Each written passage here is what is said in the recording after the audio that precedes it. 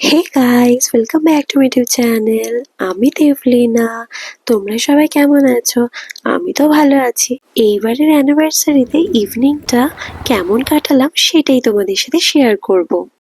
এইবারের অ্যানিভার্সারিতে আমরা চলে গেছিলাম সল্টলেকের কারিমসে। কারিমসে আমার খাওয়া দাওয়াগুলো খুব ভালো লাগে। তো আমরা দুজনেই ডিসাইড করলাম বেবিকে নিয়েই আমরা চলে যাব, আর লাঞ্চটা ওখানেই সেরে নেব। কারণ ডিনারটা যদি করতে যেতাম তাহলে অনেকটা রাত হয়ে যেত। তো এই জন্য আমরা লাঞ্চ টাইমে চলে গেছিলাম।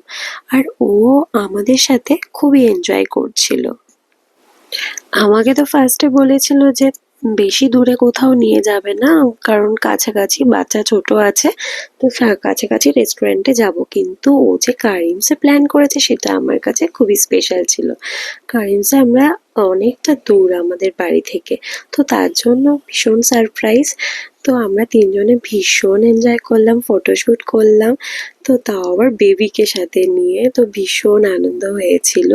তাই আমি ভাবলাম তোমাদের সাথে ব্লগটা শেয়ার করি। তো আমাদের বেরোতে বেরোতে ইভিনিং হয়ে গেছিলো। দেখো এখানকার এনভায়রনমেন্টটাও খুব ভাল লাগে। তো একটু ঘুরলাম টুরলাম, তারপরে আমরা বাড়ি ফিরলাম। তোমাদের এই ব্লগটা কেমন লাগলো অবশ্যই জানিও। টাটা।